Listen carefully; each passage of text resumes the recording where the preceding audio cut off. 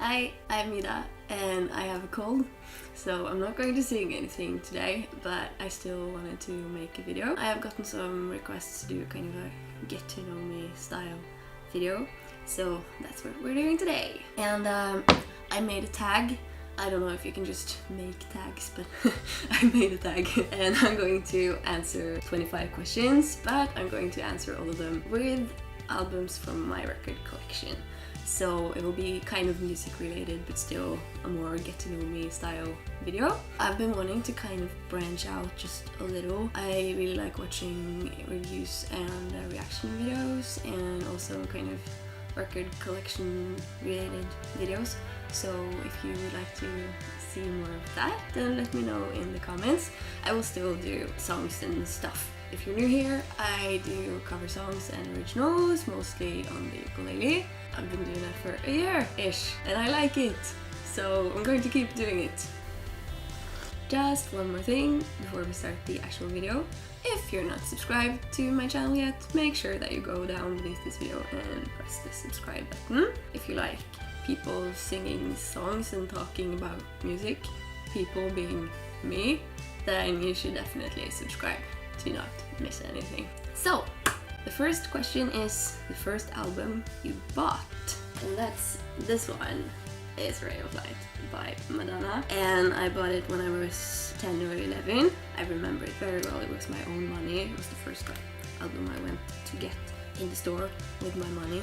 I had been listening to Like a Prayer because I found it in my mom's CD shelf, and I thought it was really weird because it was so old. It was like from the 80s, so I thought it was so weird that I liked it. And I talked to my mom about it, and she explained to me kind of what a classic was. That some music was just good, no matter when it was made, and that kind of blew my mind. I still like this a lot. It's a classic pop album. Next question is the last album that you bought. I decided to go with only CDs for this video to just make like a coherent theme. And I don't really buy that many CDs anymore. I mostly buy vinyl, or I listen to albums on Apple Music, because I stream now. The future is here. But the last CD that I bought was actually this. It's Peaches. I found it in a secondhand store and it was 20 kroners. That's like $2, and I didn't have it before, so I bought it. And it's so pretty and pink, and it includes hits such as Fuck the Pain Away and Suck and Let Go. Great album. Question 3 is the album that changed your life forever. It's this one! This is the first Nirvana album that I got. I was so clueless. I had heard one Nirvana song, but I already knew that this was my favorite band. It was the summer before middle school, so I must have been 13, and I had heard Lithium on MTV All Access back when MTV still played music. So I just picked up the first album that I could find that had Lithium on it, and this is actually a live album with different songs from different performances. I think Kristen Novoselic put them together, and this was my first step into Nirvana. So when I bought the studio albums later that autumn, my mind was blown because they sounded so crisp and clean, and not as grungy as this one. But Nirvana definitely changed my life as far as music goes anyway, and perhaps in other aspects as well. But I had kind of a collection of Kurt Cobain's journal, and in there is this list of his top 50 albums. So I just started to buy all of those albums, and that kind of started my music taste. So yeah, life-changing stuff. Question 4. The album you've played the most, and that must be this. It's Placebo, Without You I'm Nothing, and I love this so much, and I got it not so long after I started listening to Nirvana, because on the 50 best albums list there was Pixies, I think it was Surf Rosa, and Placebo has a cover of Where's My Mind, so I started liking Nirvana, and then I started liking Pixies, and then Placebo. And the thing with this album is that it's not tied to any specific phase or event or anything. It's just something that I always come back to. So this is definitely the one I have been listening to the most. I will never stop. It's so good. Question 5. The album you wished you had made. And that's this. It started with If You Leave. It's so pretty, for one thing. Look at it. Look at like the inside art thing. I think that if I should have made my own album like professionally, it would have perhaps sounded a bit like this. I wish it would, at least. It has kind of this mellow guitar sound, and I do mostly play the ukulele now, but I actually wanted to play the guitar. It was kind of my dream to be really good at playing the guitar. But I have this aching wrist problem. I don't know what it is. I've had it for years and I've done all the tests and stuff, so I'm kind of just fed up with it. But it hurts a lot to play the guitar because the angles are different and stuff. So that's why I started playing the ukulele in the first place. Maybe you didn't know that. The ukulele doesn't hurt that much, so that's great. But I sure hope that my wrists will heal in time and that I will be able to play good guitar again. And then perhaps I will be able to make this kind of sound. Yeah, a lot of sirens today. Question 6. Where are you from? This is like a typical get to know me question. And I am from Norway, and I picked GÅTE with Silja. It's the best GÅTE album, I think. They are kind of a folk rock band, but not folk rock, if that makes sense. I am not really into folk rock, but they do kind of Norwegian folk music, and then they make it into a more rock sound. Question 7. Where would you like to travel? And the answer to that is Japan, and it's represented by this album. This is the concept by Disperse Ray, and it's it represents my visual kei face.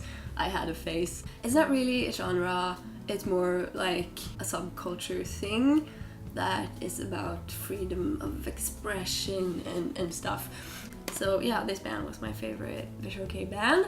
I still listen to them a lot, actually. They started out more kind of gothic, and then they went more in the direction of kind of industrial metal, and then they became more mainstream. The thing about this band is that they use more kind of traditional Japanese sounds and instruments, so that's cool.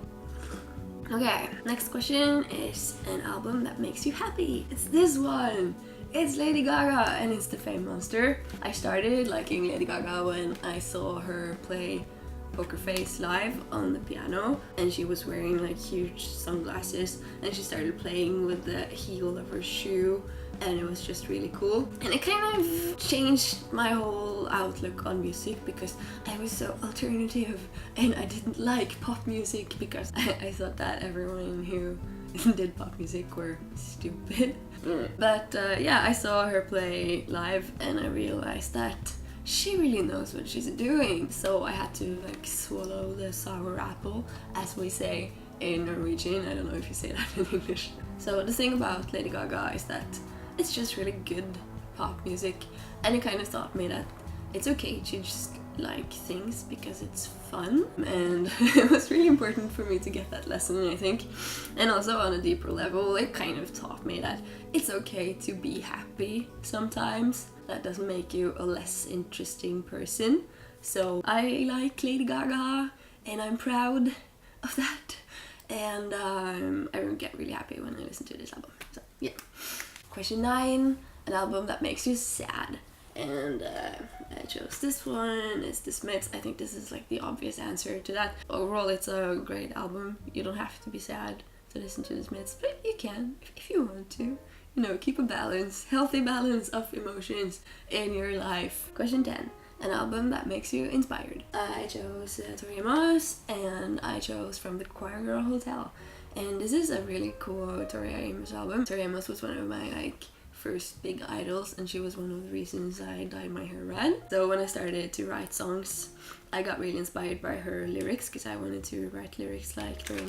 Question 11. Describe yourself in one album. Also a great get to know me tag question. And I chose this one. It's Not Your Kind of People by Garbage. Garbage is one of my favorite bands, if you didn't know that. And Shirley Manson is another redhead that inspired my red dye. This album is really cool. And then we have this print on the inside. Very nice. And also it has Control on it, which is one of my favorite Garbage songs. And it just kind of represents this whole outsider view that I like. I think I will always kind of identify as an outsider no matter how inside I get. Because it's just kind of stuck in my identity, but it's fine. We're extraordinary people. Question 12. The best concert you've been to. I chose this one. This is BORDELLO, and I've seen them live twice, and it's always great shows. And this is the kind of band that I don't really listen to that much, like on my headset going to work, but it's great live experiences. And also you might have noticed that I try to do 25 different bands. So I have been to concerts with, for instance, Garbage and TORI and PLACEBO, and I obviously had a great time. But this is special because it's this kind of live energy around it, and it was just fun. If you have the chance to see this band live, you should. Question 13. A band I would like to see live. It's this one. It's obviously Smashing Pumpkins. They're doing their comeback now, so I really hope that they will do like a Northern European leg to their tour, and so that I can go and see them, because that would be great. Number 14, the guilty pleasure. I chose this one, and I don't even believe in guilty pleasures. Like, I mean, if you like something, you should just like it and kind of own it. But the thing about Black Veil Brides is that I actually cringe, like physically, mostly because of the lyrics, and also because they take themselves so seriously, and the lack of irony is just kind of cringy to me. But the thing is, the kind of lack of irony and the take yourself really seriously thing is also what makes me like them. I think it's kind of liberating. You should take yourself seriously sometimes. So catchy songs, really talented musicians, like they're good at playing their instruments. So yeah, it's just the cringiness of the lyrics. I don't mind the kind of aesthetic, because they just want to be themselves, you know. Yeah, she doesn't mind, she says. I used to like Visual K, so do the math. Number 15, the album you judged on its cover. This one, The Unicorns, Who Will Cut Our Hair When We're Gone. I definitely bought this because of the cover, and the whole kind of album art is just really cool. Look how cool. But also it's a really fun album, so you should give it a listen if you're into unicorns. Number 16, the one you don't like. And why would you have something in your collection if you don't like it? But I do. It's HALSEY, and it's Badlands. And the thing is that I really like this album. I bought it and I knew nothing about HALSEY, and I listened to it a lot when it came out. But then I started following her on Instagram, and it kind of ruined everything. Because I had made this image of how she was based on this album, and I didn't like her as a person. Or I don't know her as a person. I'm sure she's sweet, but kind of the artist persona HALSEY, I just don't get it. I feel like she's one of those girls who would change her personality to make the popular girls at school like her. So yeah.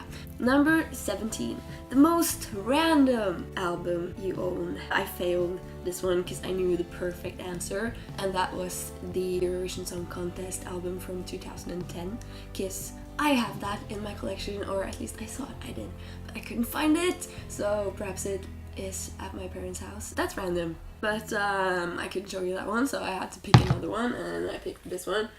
It's Evelyn. It's not really that random, although it is kind of random. It's Amanda Palmer and Jason Webley, who is portraying the Siamese twins Emily and Evelyn, and we have their whole life story, so there are some talking tracks where they present the story, and some songs that are really random and cool. This is actually a genius album, so you should check it out if you're into ukulele and accordion and Siamese twins So yeah, it's cool, but also it's kind of random. I think I will get a point for randomness with this one. Number 18, the album that makes you nostalgic. It's this one. And why is this not your guilty pleasure, Ida? Well, I don't feel guilty about this at all. So this is Tokyo del Reise Ganst from 2006. Yeah, it's the first German album. And look how cool it is. Do you remember when albums were designed like this? Kind of the round edges. Ooh, very cool. And also, look at this. It's black. How can it be so cool? This is the band that I like, that I've received most hate for. And I know it's not particularly good, but I was really into Placebo, as I have said before. So I kind of thought that Bill Kaulitz would be the Brian Molko of my generation when he grew up, because they were still 15 or 16 when this came out. And so I kind of listened to it as I would have listened to early Placebo if they had made music when they were 15. I don't think it would have been a lot better than this. They did not grow up to be Placebo, but I think that's fine, because the music that they make now is actually pretty cool. It's like more indie kind of electronic pop music, and it's great.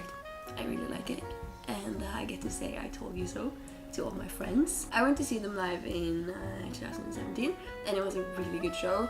It was like so professionally done, but still really personal, and great singing, great playing of things. And they had like the spaceship thing, and they had a soap bubble machine, and so many costume changes, and this like crown and capes.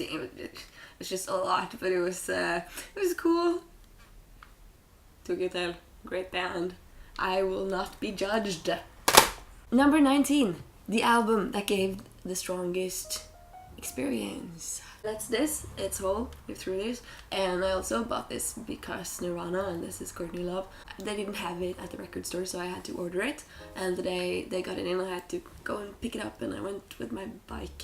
And I came home and I listened to it on my Discman, and I listened to the whole album in one go, and then I was just like blown away, and I had to do it all again. And after listening to it 2 times in a row, it was time for dinner, and I had to go downstairs and like sit with my family and eat dinner, and I felt like a completely different person, and I wondered if it was noticeable, and I don't think it was. Number 20 is the one-hit wonder, and I chose the GOGOL. I don't actually think that they are a one-hit wonder band, but they have written Iris, and any band that would have written Iris would have been kind of a one-hit wonder band, because it's just such a hit song.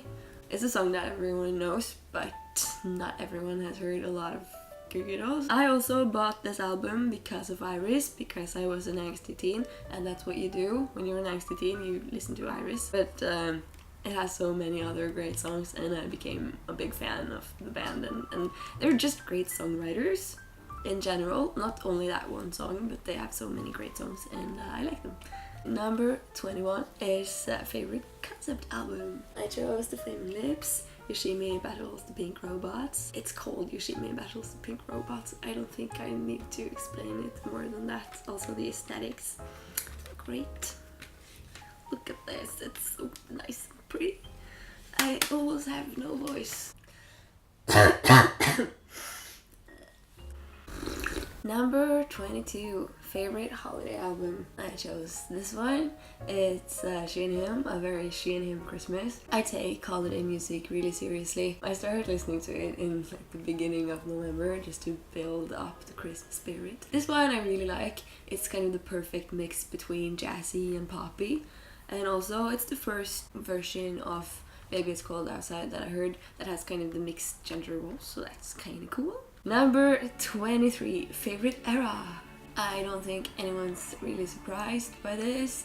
It's Pearl Jam 10. The era in question is the early 90s and the grunge as a genre, and specifically 91 as a year.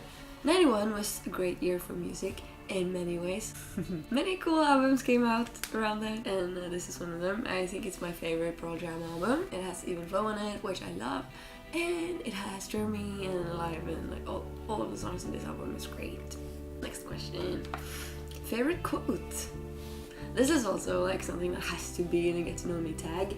It's this album. Look at the whole kind of aesthetic of this. The whole thing is kind of quotes from the recording process made into this kind of collage, and we have a lot of self-portraits and stuff. It just looks really cool. And my favorite quote is this one. It's all that matters is my voice and my story. In this context, it seems to be about making the record, but I really like it as a quote. So I used it in like my Instagram bio and everything for a long time. And I kind of want to get it tattooed on me at some point, but it's actually from this album, so it's a PJ Harvey quote. The next question is actually the last question, so we made it! Question 25 is the album that represents your taste in music. And this is kind of the album that if I'm asked to show something that I like, I will pick this one. It's Doolittle by PIXIES. And would you look at that?